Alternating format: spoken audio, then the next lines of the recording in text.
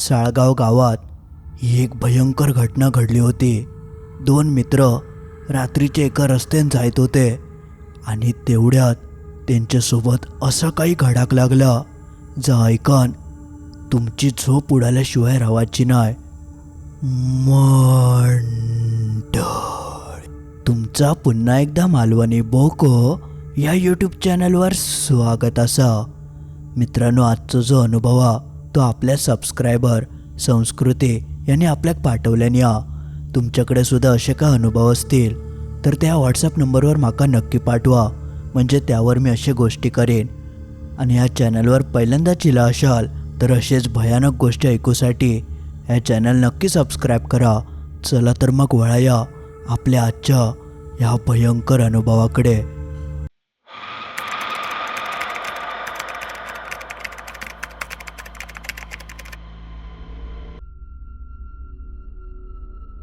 ही गोष्ट साळगाव गावातली असा. माऊली देवीची वार्षिक जत्रा होती आणि जत्रा म्हटली की गावातलो प्रत्येक व्यक्ती ते जाऊसाठी खूप उत्सुकता असता. त्यामुळे गावातले सगळेच जण मस्त तयार वगैरे झाले होते. आणि गावकऱ्यांची सगळ्यात जास्त आवडती गोष्ट म्हणजे दशावतार नाटक.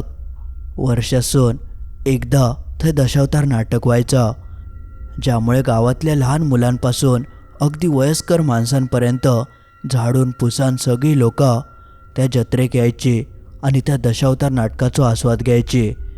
तर एका वर्षी ह्या जत्रेच्या दिवशी तुकाराम, शिवराम, वसंत आणि मधुकर हे सगळे भाव त्या जत्रेक जाणार होते. त्या दिवशी नाटक रात्री उशिरा सुरू होणार होता, ज्यामुळे सगळेजण जेवून आपल्या गावाजवळच्या एका शाळेकडे जमा झाले. आणि इथं इल्यानंतर ते म्हणाक लागले की आता आपण जाऊया कसा, कारण गावातली जत्रा ही एका अशा ठिकाणी केली जायची ज्या ठिकाणी एकदम मोकळं परिसर, ज्यामुळे लांब लांबसून लोक ते यायची. आणि गावाकडचे रस्ते तर तुमका माहितीच असत. एका ठिकाणी जाऊसाठी 3-4 रस्ते वेगवेगळ्या दिशेने जातात. कोण आतल्या रस्त्याने जातं तर कोण मुख्य रस्त्यान. आणि गावच्या लोकांकाही आतले रस्ते चांगले माहिती असतात. एका ठिकाणाकडे जाऊसाठी अर्धो पाऊण तास लागत असत, तर थयच जंगली पायवाटेन 10-1 मिनिटातच जाऊक व्हायचा. असे आतले रस्तेसुद्धा खूप मोठ्या प्रमाणात तेव्हा असायचे. त्यामुळे ह्या चौघांचा आपापसात बोलणं सुरू झालं की आता आपण जाऊया कसे. वसंत, मधुकर हे बोलाक लागले की आपण भोवाड्याने जाऊया, थैना सरळ रस्तो हा, त्यामुळे भियाची काय गरज नाही. आणि मधल्या रस्त्याने जर गेलो तर ती वाट एकतर बरी नाही आणि एकदम भीतीदायक जागा असा ती. रात्री सोडा दिवसाचा पण ते कोण जाऊक बघत नाही. त्यामुळे आपण ह्या भोवाड्याच्याच मार्गाने सरळ जाऊया. वेळ लागत पण आपण सुखरूप पोचाव. तो जो आतलो मार्ग होतो त्या जागेक बांबर असं म्हणायचे. बांबराकडची वाट म्हणजे जीवघेणी. दिवसाचा सोडा रात्रीचा कोणताही फिरकत नाही असं आधीपासून गावकरी बोलायचे, ज्यामुळे खयचो शानो माणूस तैसून ये जा करूक बघायचो नाही. पण हडे मात्र तुकाराम आणि शिवराम हे दोघेजण काय तर वेगळाच म्हणाक लागले. त्यांनी लहानपणापासून हे गोष्टी तर ऐकलेल्या नाही, पण स्वतः कधी याचा अनुभव घेऊक नाही होतो. ज्यामुळे ते म्हणाले, अरे हे जुने गोष्टी असत, आता तो रस्तो चांगलो आणि आपण 4-4 जण भूता घेता कशा घेतली, उगाच तुम्ही घाबरतास. चला 10 मिनिटात आपण जाऊन जत्रेक पोचाव. उगाच एवढं भोवांडो मारून त्या भोवाड्याच्या मार्गाने गेलो तर अर्धो पाऊण तास निघान जातलो. बघता बघता ह्या 4 जणांमध्ये चांगलाच भांडण होऊक लागला की नको जाऊया. दोघंजण म्हणत जाऊया. काय कळत नाही होतं. बघता बघता रात्रीचे 9 वाजले. हे सगळे गिरणी कामगार होते, त्यामुळे गावातच लहानाचे मोठे झालेले आणि सगळं काही त्यांना चांगला माहिती होतं. पण शिवराम आणि तुकाराम हे शेवटपर्यंत का ऐकले नाही. तेव्हा त्यांच्याकडे शेलची बॅटरी होती.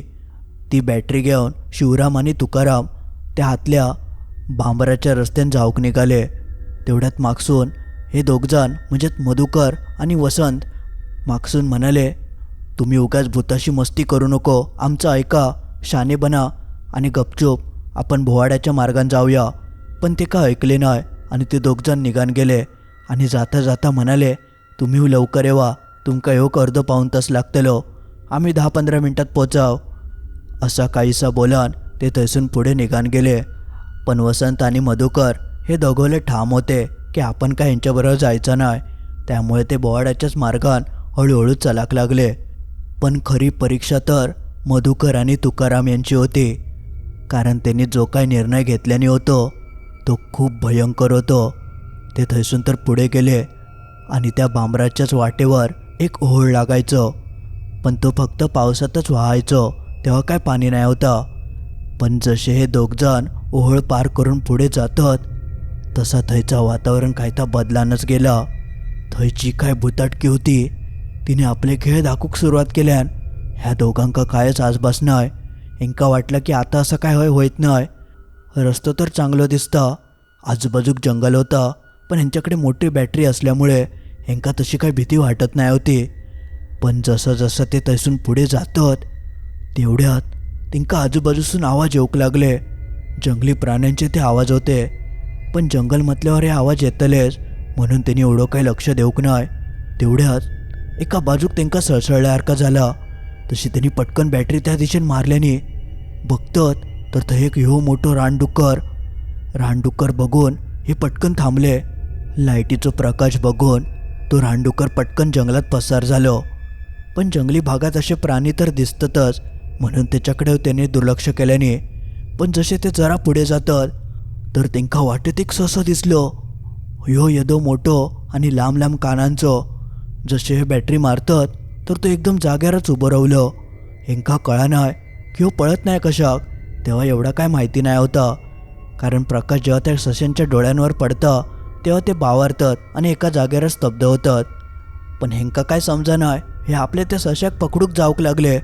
पण जसे ते जवळ जातात तेवढ्यात त्या सशाक चावू लागले आणि तो उड्या मारत पसार झालं. थोडक्यात त्यांच्या हातासून तो ससं सुटलं होतं.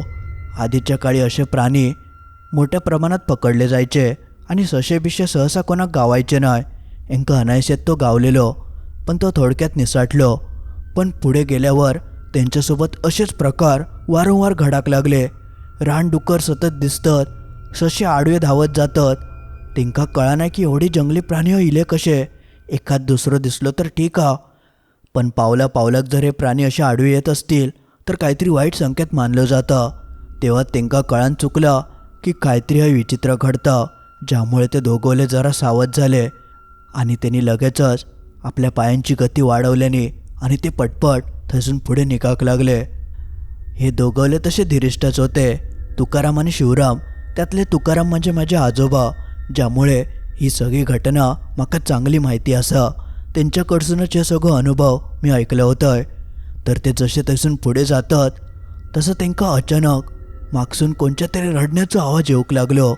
आतापर्यंत हे जंगली प्राणी दिसत होते, पण ह्या जंगली भागात खयच्या अशा लहान बाळाचं किंवा एका बाईचं रडण्याचा आवाज येऊ शकता. तो आवाज जसो कानी पडता तसं या दोघांका जबरदस्त धक्को बसलो. त्या थंडीच्या वातावरणात सुद्धा हेंका सरसरावून घाम फुटाक लागलो, कारण हय तर कोण रडणं शक्यत नाही.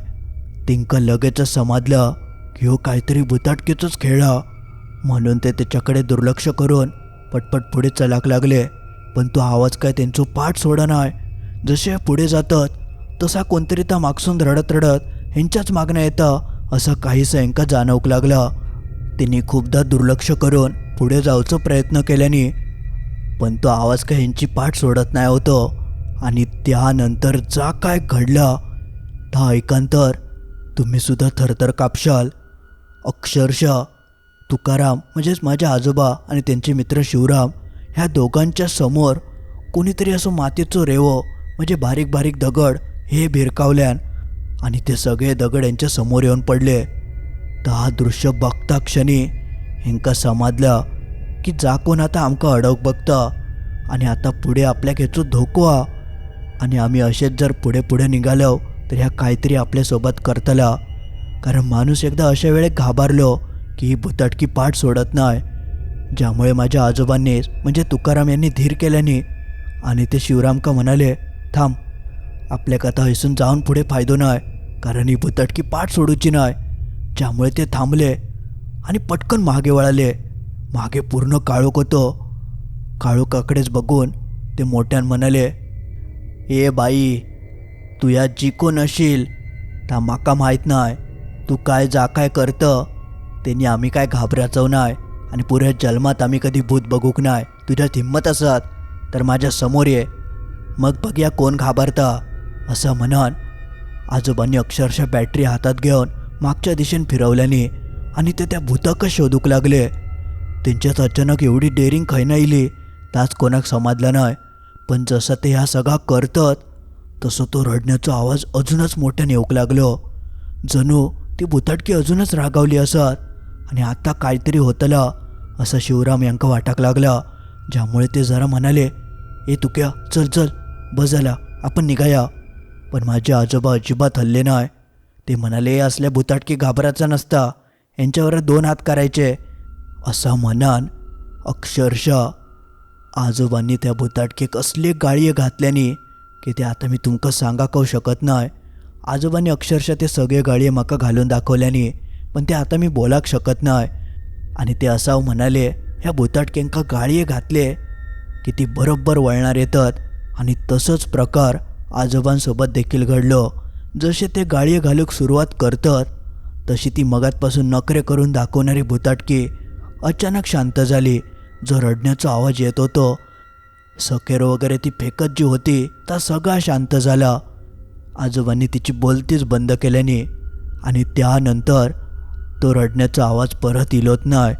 हे दोघजण थैसून निघान गेले आणि पुढच्या 10-1 मिनिटातच त्या जत्रेक येऊन देखील पोचले. आणि थंय इल्यानंतर शिवराम म्हणाक लागले, अरे तू तर आज भारी डेअरिंग दाखवलं. माझं तर धीरच सुटा होतो, मी तर घाबरणारच होतोय. पण तू जेव्हा जा काय बोललं त्या बघून माझ्या तो बळीला आणि मी घाबरले नाही. माझे आजोबा तसे खूप धीरिष्ठ होते. त्यांनी लहानपणीच असा काहीसा कृत्य केल्याने होता, त्यामुळे आता त्यांना अजिबात भीती वाटत नाही. उलट त्यांना भुताटकी वगैरे असं कळला की ते अजून थंय जातात. इतको धीर त्यांच्यात इलेलो असा. तर त्या दिवशी ते त्या देवीच्या मंदिराकडे येऊन पोचले आणि त्या भाजी भाकरीचा प्रसाद होतो तो ह्या दोघांनी खाल्याने आणि मस्तपैकी दशावतार नाटकात ते जाऊन बसले. आणि पुढच्या 20-1 मिनिटानंतर हे वसंत आणि मधुकर थंय इले. आणि जेव्हा हे यांका बघितल्याने तेव्हा त्यांना खराच वाटाना की हे इले कसे काय. पण जेव्हा त्या दोघांनी यांका विचारल्याने की काय झालं, रस्त्यात काय घडलं नाही काय, तेव्हा आजोबांचे मित्रान म्हणजे शिवरामान त्यांका वाटेत घडलेलं सगळं प्रसंग सांगितल्यान. आणि जेव्हा या दोघांनी ऐकल्याने तेव्हा तर त्यांच्या पायाखालचीच जमीनच सरकली. इतको भयंकर प्रकार वाटेत घडलो आणि हे सुखरूप जत्रेत येऊन सुद्धा पोचले. त्यांका खराच वाटना. पण आजोबांनी दाखवलेल्या हिमतीमुळे या सगळं शक्य झाला होता. भुताटकी कधीच घाबरायचा नसता. जर आपण घाबरला की मग संपला म्हणून समजायचं. आणि ह्यानंतर आजोबा नेहमी त्या बांबराच्या रस्त्यानंच प्रवास करायचे. थैच्या भुताटकीन कधीच माझ्या आजोबांच्या वाकड्यात जाऊक नाही, कधीच त्यांका वाटेत असे परत अनुभव देऊक नाही. ते आजोबांपासून घाबरानच रावले. असं काहीसं तेव्हा आजोबांनी माका ह्यो अनुभव सांगितल्याने होतं. पण ही गोष्ट ऐकल्यानंतर माका सुद्धा खूप धीर वाटाक लागलो. मी सुद्धा आता छोट्या मोठ्या गोष्टींका घाबरत नाही. पण ह्याच्यावरसून तुमका मी सांगतोय की अशा गोष्टींका घाबरायचं नसतं.